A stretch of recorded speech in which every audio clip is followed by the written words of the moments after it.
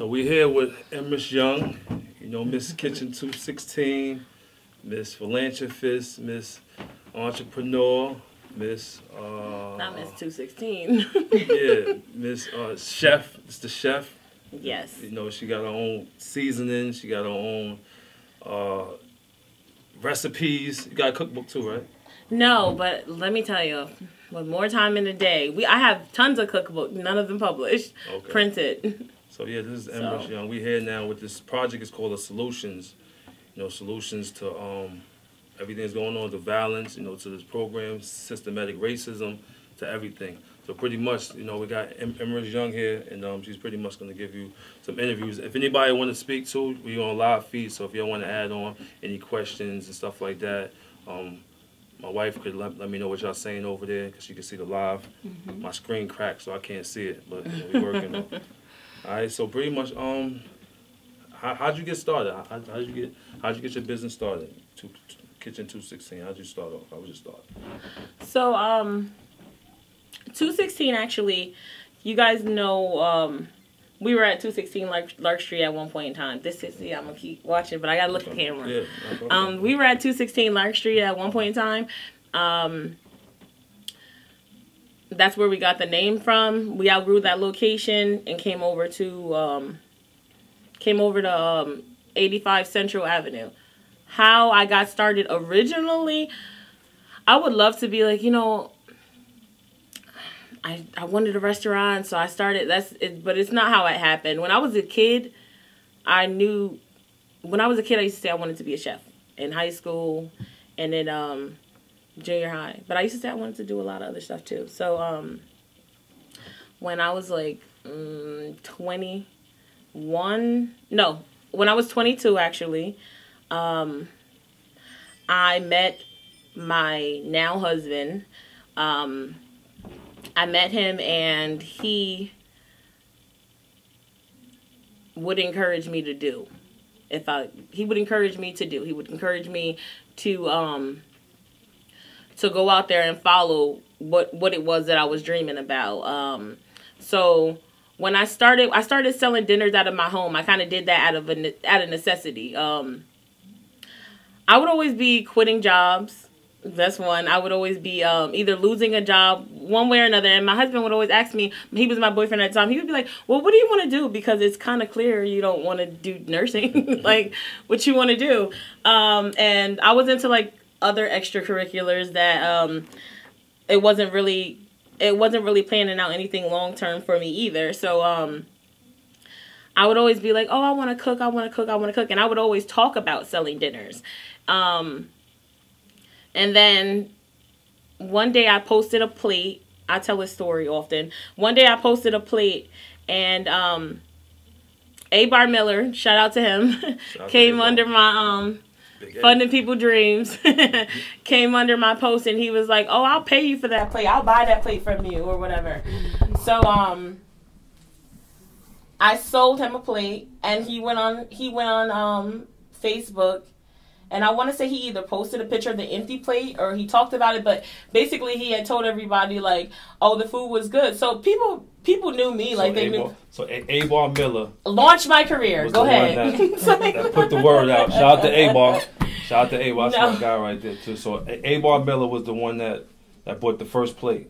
He bought the first plate. The movement. Now, a lot of people knew I could cook from different things that just from being around. Y'all know Albany is small, so. I would say before then, I was just, Emrys I was not even Emrys Ratty from around. And, I feel like when somebody especially somebody be eating, it says it, oh, it's good or whatever. Basically, people took it from him. So he bought a plate, and my cousin, Dayon had brought a plate. Y'all know him as TH. He brought a plate, and they talked about it on social media. And so a lot of people were under the post like, hey, I want some. So I put the following week, I put a menu out with 2 dishes. And I sold out of food. And it went really well. And in my mind, it went really well. So, but it gave me confidence to keep going, put it like that. So pretty much the community support led to you into opening up a restaurant, right? Yes. Right, so let's go back though. Let's go back to, you know, you had a man on your side to empower you. That's real strong. That's very important, right? In the society that we're in, because you know a lot of times we're under the impression that we're not supposed to have men. We're supposed to do everything independently. You know, the systems are built up for that. Systems can say, "Oh, no, I do this one." You know, so that's very important to have a man. You know, pretty much to give you the empowerment that you need, that you already had in you, to bring it out of you. Right. You know, I feel like I definitely want to go back to that. I want to talk about that, and if I forget, remind me. But I want to talk about that as far as that empowerment that that comes from your partner, your significant other. Because I feel like we don't talk about that enough in the Black community. But encouragement can come from anywhere. Once somebody is encouraged, they normally turn into an encourager. So I had somebody.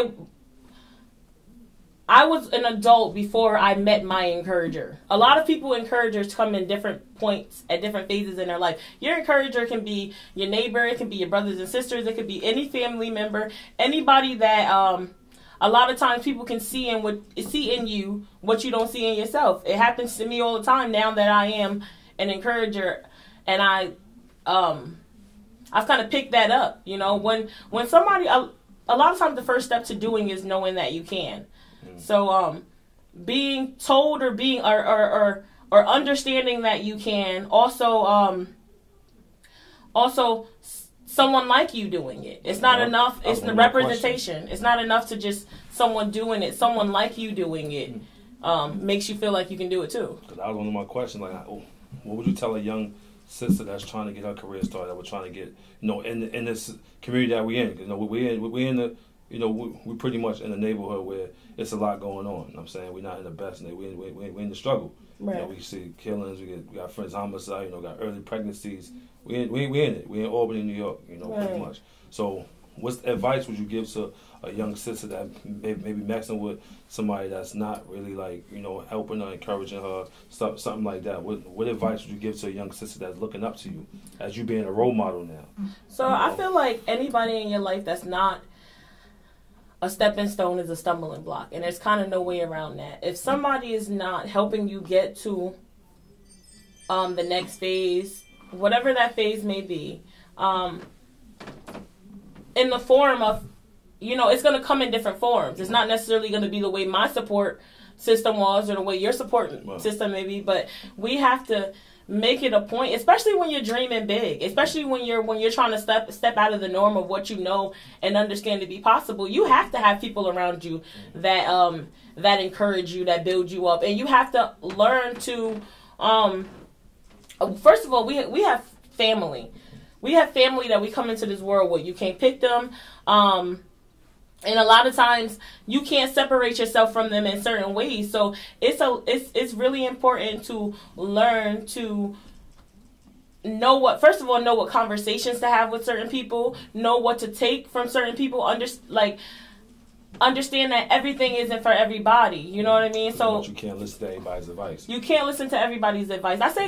I'm glad that you say that, because I say that all the time. Like, a lot of times, especially on an entrepreneurship, you have to close your mind. You have to when I say close your mind, you have to get rid of that vibe that we give up that make other people feel comfortable giving us their opinion. You know what I mean? And I say that because the moment I learned to do that, you know, it took me a while, because first it was resentment. You know, when somebody doesn't believe in you, or when somebody doesn't understand your vision, it almost feels like, you know, in your mind, it's like everybody hating on you. You know what I mean? It's like, oh, you don't, this person is hating on this person. It's not that. A lot of times people can't see for you what they don't see for themselves. People can't. A lot of times people are reflecting how they feel about themselves and what they understand or don't understand about themselves on you. So it happens to me every single day, even in present day. Like, even if you go ahead and do something that people didn't think you could do before, you still have to do it again. And you have to understand, we don't come from business. So as a people, we don't come from business. So a lot of times and I'm using business as an example because that's my field, but a lot of times when you're trying to make something happen, people around you, they're projecting what they think they know about you, right. what they think Absolutely. they understand about you, all the fears that they have. So a lot of times you have to seek advice from people who have done it. Mm-hmm. And it doesn't necessarily mean did what you do. Like, okay, I have a mentor. Mentorship is very important, and we don't speak about that. Mm-hmm. I have mentor, but I also have people that I look to who have their feet on the ground. They might necessarily be in the same field that I am, but they have gone through the motions. They have stuck it out. They have seen it through. We don't come from that as a community at all. We don't come from going through the motions of stuff. Some people think that when they see, oh, she's born with this, or she already got this. And so could you speak about some of the hurdles that you had to jump to get where you at? Like some of the not too good times, maybe. I mean, because I know I faced a lot of too. Mm-hmm. You know, a lot of doors being slammed. A lot of hungry nights. A lot of, you know what I'm saying, a lot of certain things to get where we at. So a lot of people don't see that part. Even before speaking to that, I'm gonna say there were times and there were spaces that I existed in that I didn't understand why I was there. Mm-hmm. In my mind, it's like, oh, I'm working so hard. I feel like I'm smart. Mm-hmm. I feel like I'm talented. And I say feel because all this stuff, and it's really ego. We'll talk about that probably, but it's really ego. All this stuff in your head, it's like, it'll overwhelm you because you don't understand why you haven't gotten through that door, or why you haven't seen the fruits of your labor. When certain things happened, or when I did make certain things happen, or when I did get to certain points, I understood then I wasn't ready. I was able to look back when I opened. I'll give you an example. When I opened my first restaurant, one on Lock Street. No, my first restaurant was in Kasir, New York. Okay. It was called the Mac and Cheese Factory. We had a bunch of different kinds of mac and cheese. It's still a dream of mine. I still hold on to it. I'm still gonna redo it. Was that the one on the exit? Yeah. Okay, the exit. Okay. All right. When I was going through the motions of that. And when I say I was going through the motions, I was going through the motions. I was like, I was pregnant, I was sick. My husband was having a major back surgery that kind of put him out of commission for a while. And when I would say I was sick, I had hyperemesis, so I was sick my entire 9 months. Very, very sick. Because of the sickness and because of the back surgery, we were constantly missing and out of work.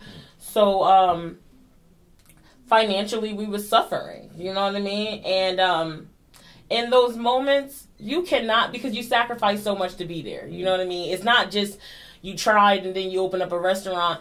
It's a lot that comes with it. So when it's crumbling and you're going into debt and all this stuff, you just feel like, why me? Because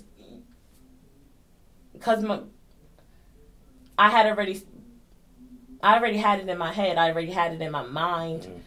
And my body and my soul that if anybody is going to be me.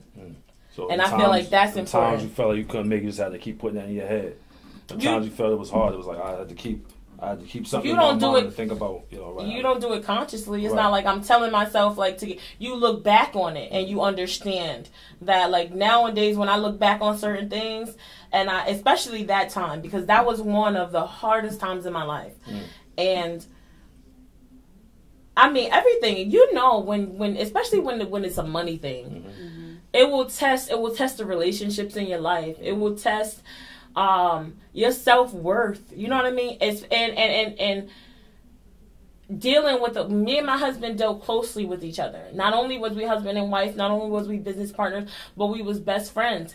And you as a wife, you carry some of that burden. You know what I mean? The stresses or the self-doubt that they have around financial strain, you know what I mean? Or feeling like I can't, in my household, we understand that the financial responsibility of our family is ultimately my husband's responsibility. We understand that. So it's like, even though we go at it together, like we're supposed to as a family,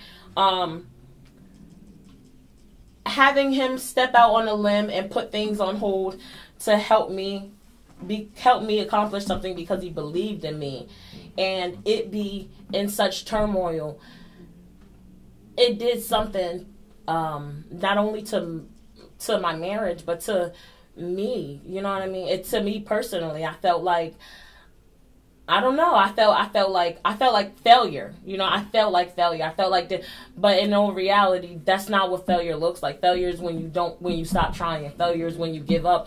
Business losses are a part of it. Hard losses. Some of the people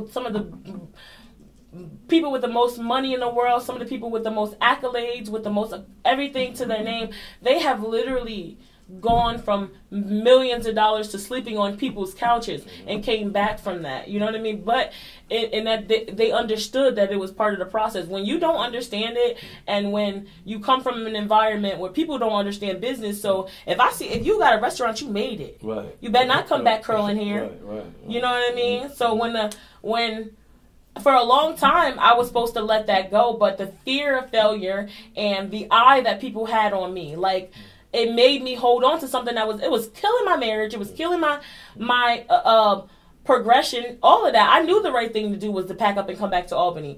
And it was so many reasons why, but that fear every day, like I don't know about you guys, but that's that leaving that house with the fear of failure. It weighs you down. So that's what I was dealing with on a daily basis. Okay, so that's real informational to the people that's going through entrepreneurs. Because that's pretty much what this is about: entrepreneurship, empowering other people in situations that maybe been there, going through it, or trying to get there. You know, it's keep going. That's the thing.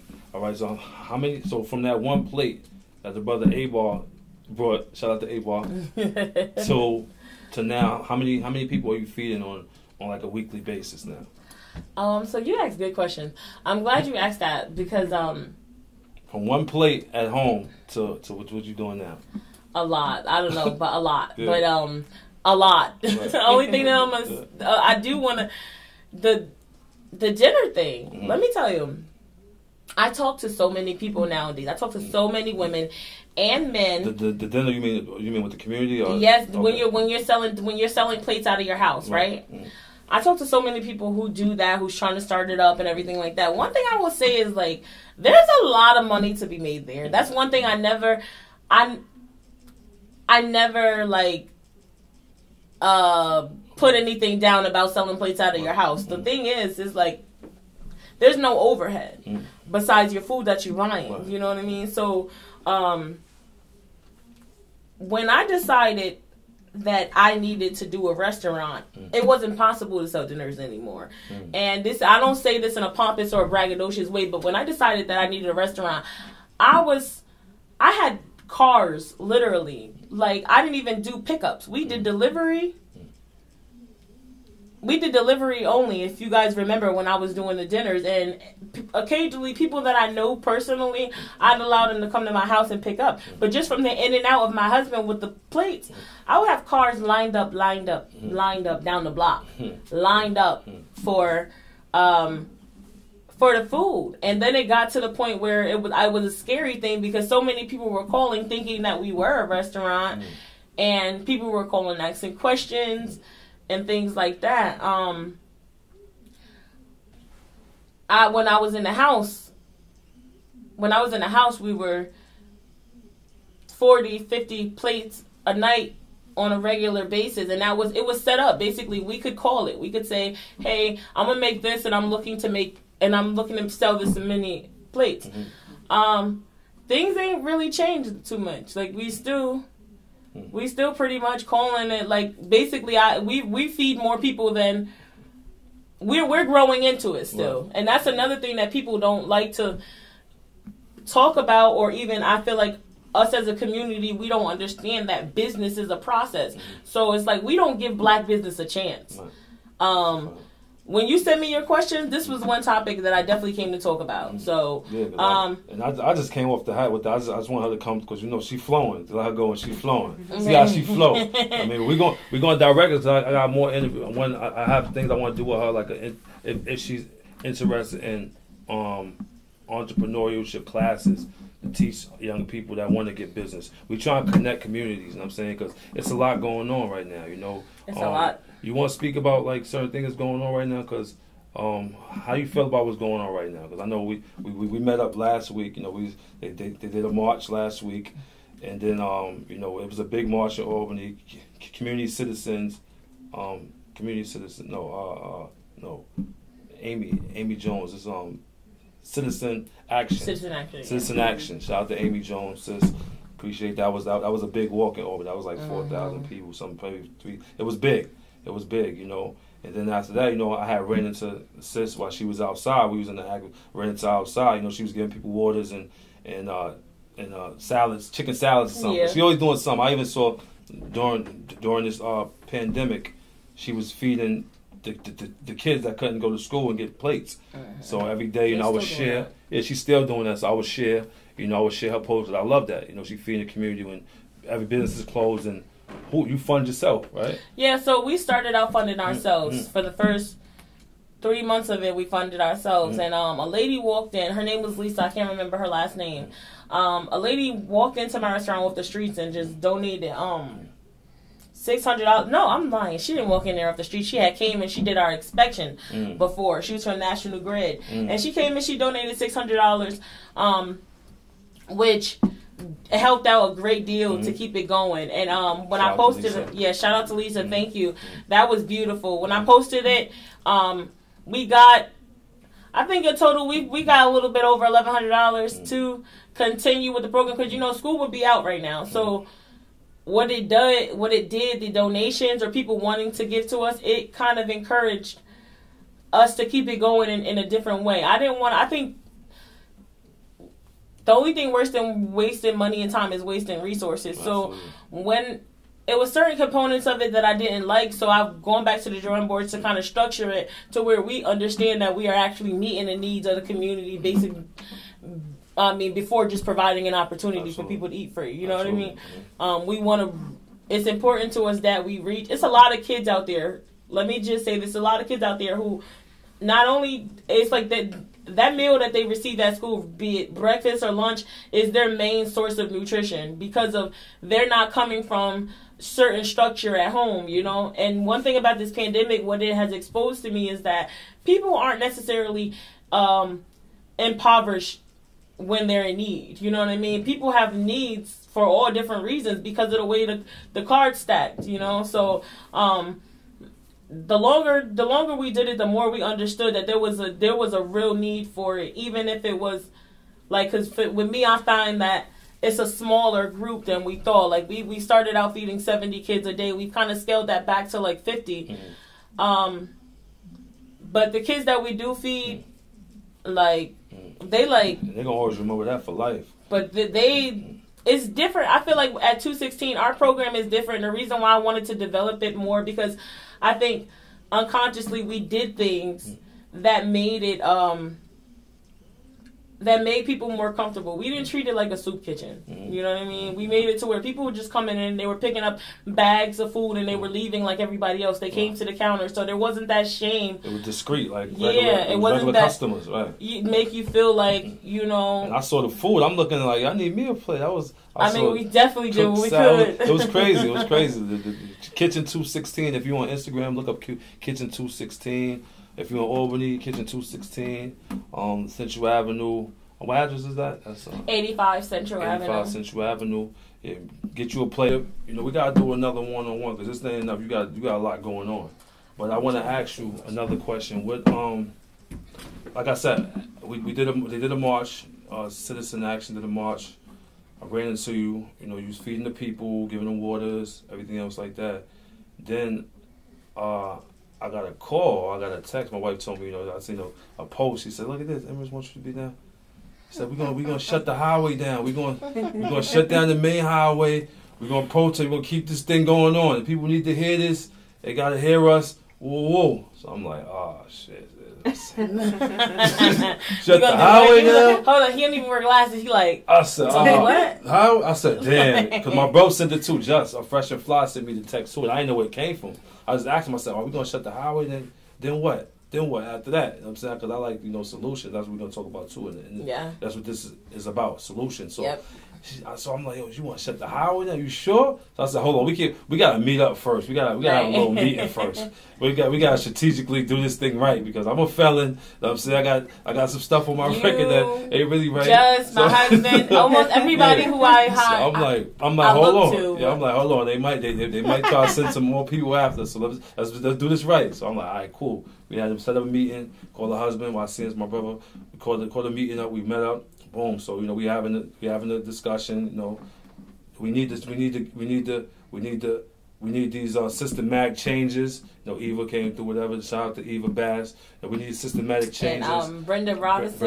Shout out to Brenda Robinson. Shout out to Maino Tep. Brother Bam, good brother Bam. Mm-hmm. Shout out to Macho. He was at our meeting. I am Mach. He got the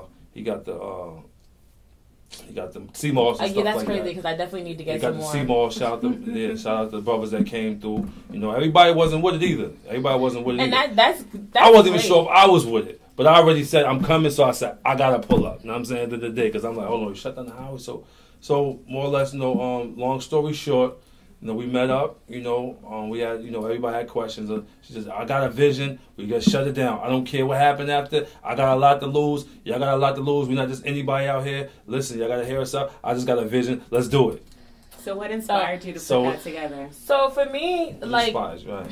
And I feel like in the meeting, I'm learning. I'm learning this leadership thing. I'm figuring it out. And you in the room with leaders, so that's a challenge. So it's not that people can challenge what it is that you're thinking, but at the same time, I felt a little bit of the doubt, and I didn't want to be talked out of it. So I kind of gave him that, listen, come or don't kind of energy. But it was important to me because I had already been on the front line, so to speak. That day that you saw me out there, when we wanted to close the restaurant down, that's major. We closed the restaurant to go. And I'm not balling, so to do something like that, it does affect things. So we wanted to give out. We wanted to make sure that the people that were going to be out there for long durations of time, had what they needed to keep going. So in that process, we ended up downtown. When we went downtown, and the protest kind of turned into a little bit of a riot. I encountered so many people that I knew previously, customers, and I know from around the way, because I am born in large part raised in Albany.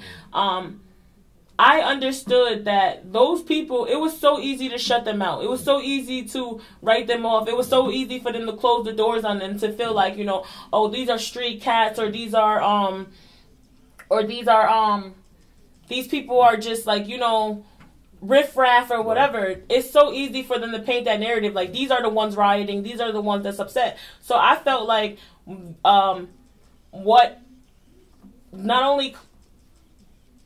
it's not just white people in Albany, it's not just government in Albany, but black people also in Albany. They needed to see and understand that there's people of substance, not to say that everybody's not of substance, but in a way that they could get in, they could connect. There is people that we are all affected by this, and it didn't matter. When we blocked the highway with entrepreneurs, we blocked the highway with philanthropists, we blocked the highway with doctors, we blocked the highway with a lawyer came out there, we blocked the highway with an author, we blocked the highway. It wasn't the way you want to paint us, you know what I mean? And we're all in this community, and we're all affected by the horrible things that that happen in the system. So for me, it was important to give different faces to the struggle, right. and for the community to understand that, especially as black business owners, I speak to it a lot. I speak to it a lot because I feel like I have to, but it's like we understand and know this vulture system in our community where people just take. I feel like it's important that we don't just become a part of that. You know what I mean? And while we out here and we want to be supported, we out here and we want to, don't get me wrong, I do feel like they should just give us the same, equal opportunity, the same Yeah, the same equal opportunity, the same economic standpoint. They should do the same for us as they do for these foreign businesses, but in all reality, they don't. So my thing is like, what's going to make us any different if I'm just coming in this community and I'm just eating and not putting anything back to it, put anything back into it. So it's one of the things where it's like, you got to be the change that you want to see in the world. And that was like a week from today. That was Monday, right? Yeah. Last Monday, yeah. So it's a whole week from now. And since that, I just saw, we did the peaceful demonstration, called the chief out. He heard us out, heard the differences. Some people, everybody was releasing their pain differently, But, and that's important. And I saw right after that, everybody, it was a march right after that. It was another march after that. Everybody showing up because people wanted. They felt empowered to do it. I don't mean to cut you off, but that was a big part of it. Absolutely. Like the first march, don't get me wrong, I understand that it was organized by a company. Mm-hmm. It was organized by, what is Citizen Action? I'm sorry. That's a foundation. Okay. Yeah. It was organized by them, but in my opinion, I feel like it grew and grew. When you see them coming down the street, it grew and grew and grew and grew because people saw it and they were joining it. But there's safety amongst white people. There's a certain something that we all felt like, oh yeah, we can do this because they're doing it. And I felt like that's another thing is like we have to trust each other more. We have to trust each other more. Like for me, the whole going and shutting down the highway thing, it's like, of course I was scared. I was more scared, like, probably than y'all. I was scared. But it was one of them things where it was like, exactly the things that we fear is what's happening to us for doing nothing. So it's like, and you see, if we do, it encourages other people to do. And so the next march was all people in the community, and they getting bigger and bigger, and bigger and bigger. There's been events going on after that. We've been keeping it, alive. We've been keeping it alive, and that's pretty much this interview is about. Solutions. What do you think would be the solutions to, all the systematic, oppression and us not getting equal opportunities and us not being able to get the programs or whatever the case that we need to get done, because I also see another food program out here that got funding, and I don't know, are they feeding the people in this community? And so I don't know, like, talk to it, speak to it. I don't know what's going on with that. Here's the thing is, if we're gonna be focused on solutions and say, you had asked me on the phone, like, so where we go from here? Right. It's one of those things, you see it hashtag all over social media, and as cliche as it might seem, it's very, very true. Unlearn and relearn. First of all, the first thing that we have to do, I feel like, especially in my household, what we're doing is a content diet. We're filtering what we're allowing to come in. It's a lot of things. This system is huge. This system is strong. So it's not, you're not going to break it by chance. We see a lot of things happening and it feels like, we tearing shit up and we protesting together, so they're changing this law and this police reformed over here. No. They have a plan. They always have a plan. They always have a plan. They always have a reason why they're doing. The structure of oppression in this country, they put too much into it for you to tear it down with a march or a riot. Right. So if we can't be that green. You understand what I'm saying? I just left Walmart and I posted this. I was at Walmart and over the what is that? The system, what's that? The intercom system. Okay. Over the intercom system, they were talking about systematic racism and change. And after it was done, Walmart's? Listen, this is Washington Ave Walmart. Wow.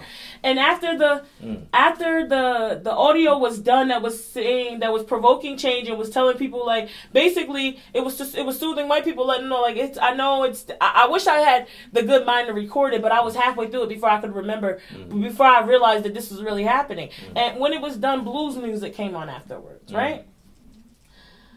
This isn't something. Walmart is just as much a part of the government as the mayor. All our money. Like, you know what I mean? So big black dollars going to Walmart. Yes, and they pay big money to have laws make sense for their business. Absolutely. You know what I mean? So this is something that is happening. We have to figure out. It's not enough. Basically, I feel like it's not enough to just want to be liked. We need economic inclusion. You know, we need, first of all, amongst other people, but amongst ourselves. We need to start being deliberate about where we spend our dollar and how we spend our dollar. For me, the single most important thing, and I feel like it's a big, huge part, if not the biggest part of this systematic oppression, and it's the biggest, and it's the biggest part of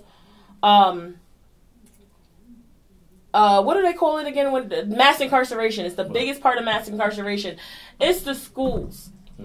It's the schools. The biggest part. And it doesn't. A lot of will be on my page. I've been talking a lot about, you know, what I learned in high school and in junior high versus what I didn't. But it starts way before that. It starts that systematic racism, that programming your kids to hate themselves and idolize white people starts all the way back in Head Start. It starts with the Tooth Fairy. It starts with Santa. It starts with everything white being good, and it starts there. It starts everything white is good. Everything white is good. Everything from, I'm talking about from your God to your cartoons to everything white is good. And then as soon as you're old enough to process, which is third or fourth grade is the first time you start learning about slavery. As soon as you're old enough to start processing it, that's what's coming next. It's everything white is good and everything black is like this. Everything black is captured. Everything black is enslaved. Everything black is shunned. Everything black is ugly. So I think our solution would be to change the school systems. I don't think we can change the school system. I feel like and I feel like people have to start educating their kids. People have to start teaching their kids where they come from, teaching their kids a black history and not just slavery. That's the one thing we learn again and again. It starts at home. It does start at home, and that's the black woman as a teacher is so undervalued because we don't look at ourselves like that, and our community doesn't look at us like that. But we're the most influential being on the planet. There's nothing on this planet, in the history of this planet, that has had more influence on culture, class, anything than black women. So for us not to recognize ourselves as teachers, and to me is mind blowing. But it's also part of society that has put us in this light. It's part of the system is vilifying black men. Part of the system is they build black women up in a way that's not healthy for black communities. If you could follow me a little bit, it's like we have this thing in American societies like where the strong black woman is so promoted. You know, it's like in everything that we do, from the music, from the way from school, everything is promoted because they understand that strong black women and strong black men gonna bump heads. Somebody gotta hold the ladder. Somebody gotta climb it. It's inevitable. So it has to go that way, or else the ladder gonna fall over because we both gonna be on it with it rocking back and forth. And it's one of them things where it's like we have to understand our roles and be able to play them. Now, as far as you being able to teach your kid, my kid, based on what I know and understand about school, my kid, if I can help it, will never step foot in none of this. I remember from A high understanding, and it's even before you go to school. It starts at home with your parents forcing you to have respect for white people but not black people in little subtle ways. You go places, don't be acting crazy in front of these white people, but it's crazy for you to act a goddamn fool in front of these black people. It's all good. You know, we don't have to have respect for our neighbors. We don't have to have respect for the elderly people in the grocery store or whatever have you. But you know, when you're in places where you're going to frequent white people, it's like embedded from such a little child to have a certain code as far as behavior standards and things like that. All this stuff that we don't understand is programming our kids to think and feel like you are less than them and they are more than you. And it starts from yay high. So that's why we need to reprogram. We need the structure. We need a content diet. All of this music, all of that shit is a part of. Do you think that it's a coincidence that every single rapper talks about the same thing? Do you really think that we are choosing this. No, it's being put there from us because we understand that these are artists. Artists are supposed to reflect the times. Artists, we look to them for that. We look to art for this. When we're dead and gone in 50, 60 years, these people's music, these people's poetry, these people's drawings and painting, they will help other people to understand our life, understand us, understand what we were about as a culture. This it's furthering. All this rap music is still part of the media's agenda to keep brainwashing black people into believing something about themselves. I left the white people out. Yes, it's for white people. It's for white people, but they can only do it because we're feeding into it, not because of how white people feel about us, or because of the same stereotypes that they push on, that the American media has pushed and designed. As far as it's been since the beginning of time, literally since the ending of slavery, it's been the media job to paint black women as promiscuous, to paint black men as violent, to paint black men as rapists. It has been the media job. It has never gotten that. They have never wavered from that. That's why that's the reason for this. Yes, the media. Our own media outlets are important. Absolutely. But we're not putting enough into that. We're not valuing it enough because we're so divided. We still we're a lot of us are still very much entrapped. So if we can go back to the original question, is like, what do we need to do? Y'all gotta cut off these damn TVs, turn off these radios, start putting some content into your kids here. Start discussing what you're learning in school so that you can have I follow this rapper on Instagram. His name is, I listen to rap music. His name is Montana 300. He's a Chicago like drill rapper. Like you wouldn't think that I'm listening to that. But yeah. So he has this thing where like he had his sons watching like the craziest movies, and his kids are little. They're like elementary school, middle school, the craziest movies. And at first, because as a parent, I'm sitting there like, why would you be showing you? And he was sitting there, scene by scene, pausing it and giving him the interpretation he needed them to understand versus what and that was important. I'm talking about with the most crazy, with Boys in the Hood and Menace to Society and things like that. To giving his kids that we have to do those sorts of things to where we understand where. It remind me of my pops. He had us breaking down some movies like Omen and stuff like that. Looking for the hidden messages behind every movie. And it'd be crazy because you never ever thought of it like that. You don't see what they're trying to do, but it's like a lot of subliminal signs inside a lot of these movies that they give us. The movies are a big one, but it's music and it's reality TV is literally it's doing their job. They've added that to it. It's reaching us faster. It's reaching us quicker. It's not just when you think about the male rappers. Now the female rap has done the exact. All of it is to destroy the black family. All of the messages is to destroy the black family. And the same thing with when we talk about reality TV shows. I feel like it's so black people. We are just joining the wave of entrepreneurship. We are just, even though we exist in a country that was built on entrepreneurship. So what I got from what you're saying is we need to change the systems. We need a community. It takes a community, a village to raise a child. Same as the older days. We need to take it back to the olden days where there's less media, more contact, more hands-on, more engagement with the people, more engagement with the children. We got to change ourselves first. And stop expecting other people to do your job, which is teaching your kids. These people don't have relatability factors to your kids. Like when they're going in school and also just the text of what we're learning. And I saw a video, not to cut you off, I saw a video. I don't want to give them too much because we're going to have another interview soon. But I saw a video that's going around, right? And the sister's on it. She's pretty much saying, like, y'all tearing up the community. End of the day, this is not our shit anyway. This is not our stuff. We tearing up shit that's not even belong to us. We paying rent. We doing this. This is not even ours. So y'all looking at it like we tearing up other people's property. It's not. This is your community. This is not our community. We don't own anything. How do you feel about ownership and how important is ownership? I feel like it's huge, and I feel like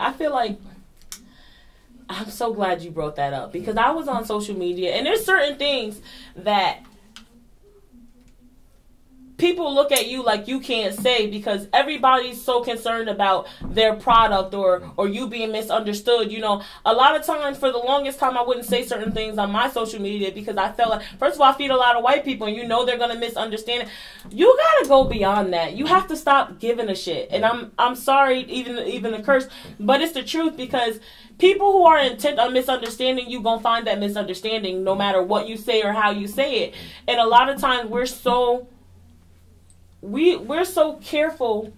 We want to be on the giving and the receiving end of something. We want to give the message and we want to interpret it. It's never gonna work. Let people have their view. Let people have their opinions. You know, and don't be afraid to speak what your truth is. You're gonna find yourself in those positions all the times. I found myself there. Like I found myself there in so many incidents, having to be that person that's like, you know, well, that's not true, or that's not correct, or that's not right. And that's your new America, is what I'm saying. Is like we're watching TV and we're on these marches, and we see all these people of different ethnicities and these people of different cultural backgrounds, and it feels like togetherness. I'm telling you, that's a load of bullshit. It's a load of bullshit. And every which way that you could think of it, it's a load of bullshit. So we are going to go take that over into our real lives, expecting it to be any different. No, we have to get comfortable in those spaces that people have made us believe that we are not welcome. The way we go to work, and we gotta and we change up our voices, and for whole 8 hours we somebody else because we don't want to make them uncomfortable. That shit ain't right, and y'all gonna have to shake it off in order for some real change to start happening. It's one of those things where you get. It's like when you meet a man, right? You can relate to this. When you meet a man and you like him, and you like him a lot, and the things that he wants, you want to be it. You know, the things that he wants out of you, you want to be it. So sometimes it's subconscious. You don't even doing it. You don't even realize you're doing it, but you may be a certain way or present yourself in a certain way. And then eventually it's got to wear off. That's life. And it's like, we don't expect him to have any backlash for it. You know what I mean? White people gonna be the same way. Gave a lot of information, a lot of stuff. I know a lot of people gonna have to digest a little bit, you know.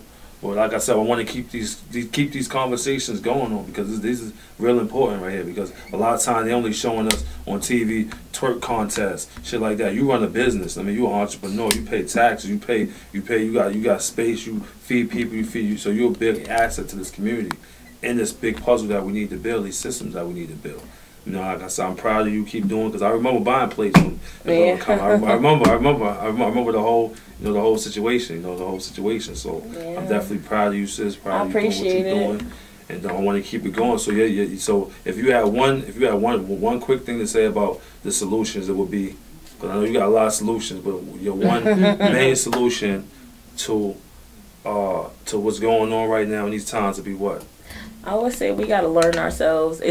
It's not coming from a place of, oh, this is what you need to do. It's coming from, in recent times, realizing and understanding myself